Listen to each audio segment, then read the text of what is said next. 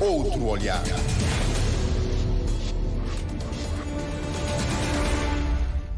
Corinne Almeida é bióloga oceanográfica, diretora do programa de mestrado no Centro Vascal, que é um centro científico da África Ocidental sobre mudanças climáticas e uso da terra, desde 2019.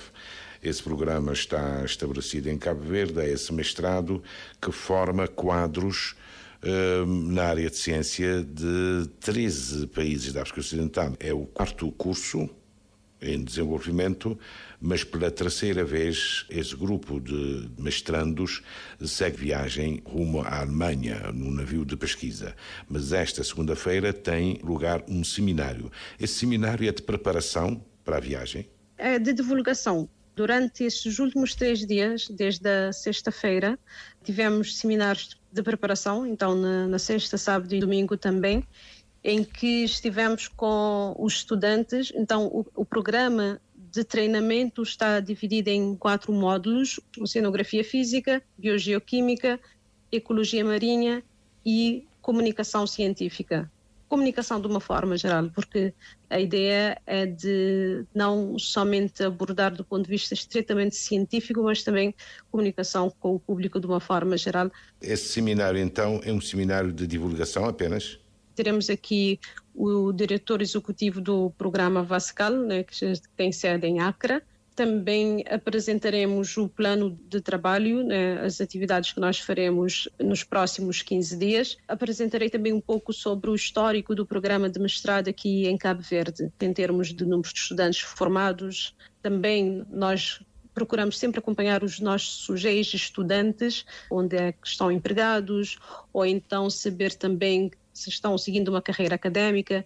Então, muitos dos nossos estudantes já estão fazendo o doutoramento nos Estados Unidos, na Alemanha, em Marrocos, no Ghana. Esse mestrado é de quanto tempo? São 2 anos, né? 1 ano de cursos em que tem sempre uma componente teórica e também uma componente prática. Depois, no final deste primeiro ano, início do segundo ano, temos esse treinamento mais prático sobre a oceanografia, observação dos oceanos, que tem acontecido a bordo de um navio de investigação da Alemanha. E depois, também ainda no final do primeiro ano para início do segundo, cada estudante deve fazer um plano de pesquisa, que também temos financiamento para cada um dos estudantes para desenvolver o seu plano de pesquisa, implementar o seu plano de pesquisa, a recolherem dados. Alguns também acabam ficando depois na Alemanha. Depois de nós desembarcarmos, eles ficam até 2 meses e meio com os seus orientadores, trabalhando os seus dados, voltam para Cabo Verde ou voltam para os seus países de origem. Então, no final de 2 anos, eles terminam e defendem a sua tese. Então, temos uma taxa de sucesso que ronda quase 100% dentro dos nossos estudantes, das 3 turmas que já se formaram. Temos apenas 2 alunos que não terminaram.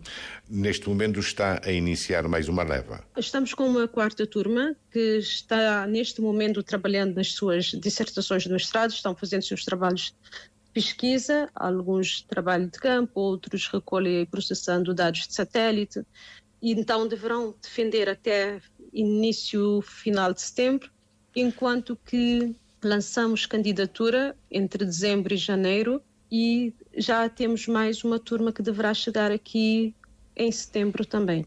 Esse grupo que está a terminar é que segue viagem a partir de terça-feira? Correto, exatamente. Esse grupo que temos já, que é a nossa 4ª turma. Qual é a importância dessa viagem Cabo Verde-Alemanha?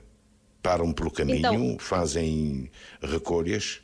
Exatamente. Tem vários objetivos esse programa. Por um lado é treinamento desses estudantes para que tenham contacto com diversos tipos de amostragem oceanográfica, desde a amostragem de água para medição, por exemplo, de oxigênio, de salinidade, também alguns instrumentos que são colocados também para tomada de dados, recolha de organismos para depois estudar nos laboratórios. Então eles acabam nesses 4 módulos que referi, né, 3 módulos, na verdade, de observação oceanográfica, né, eles estarão rodando nessas várias temáticas, por um lado.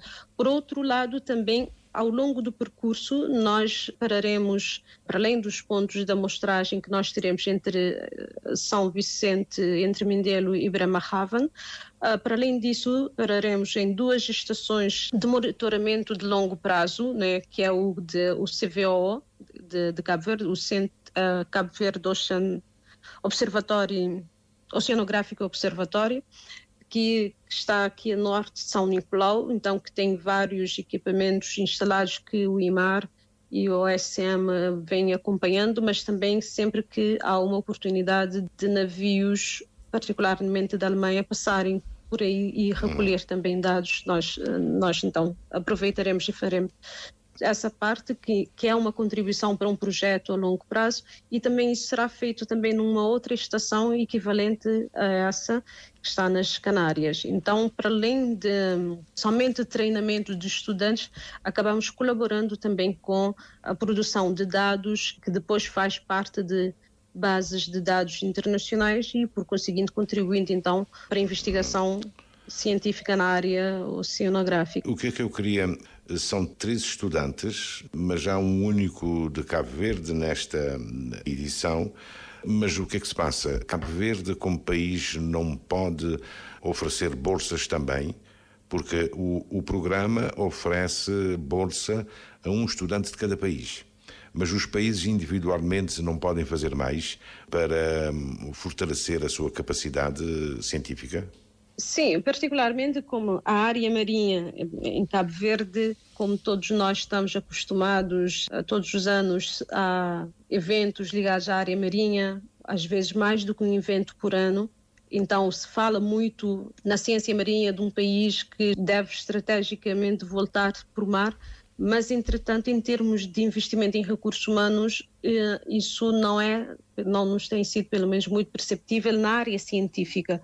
Na área marítima, sim, tem havido algum investimento, mas na área científica, nem tanto. Realmente há espaço para que recebermos mais estudantes, seja de Cabo Verde ou de outros países.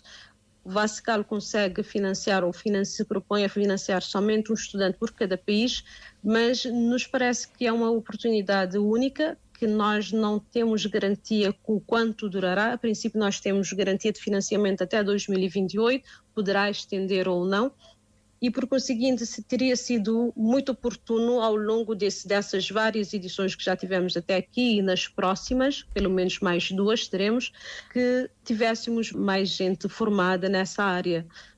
Mas infelizmente não tem acontecido. Aliás, nós temos procurado divulgar esse programa junto aos ministérios relacionados, Educação e Ministério relacionado ao mar, mas entretanto até hoje não tivemos sucesso em ter estudantes outros financiados. Já tivemos outros financiamentos externos, antes da Fundação MAVA, chegou a financiar estudantes da Guiné-Conakry. Na altura a Guiné-Conakry não fazia parte do Vascal, chegou a financiar mais um estudante da Gâmbia.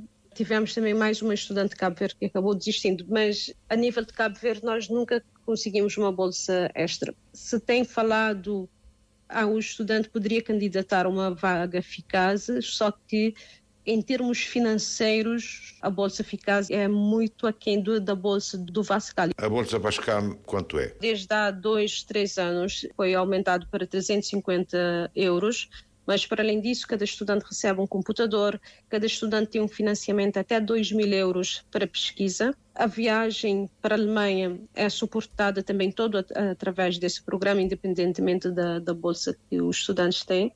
Então, por conseguinte, uma bolsa que fica muito além do que é a bolsa eficaz. Para além de Cabo Verde acolher esse mestrado, Cabo Verde é parte do programa Vascal desde janeiro de 2017.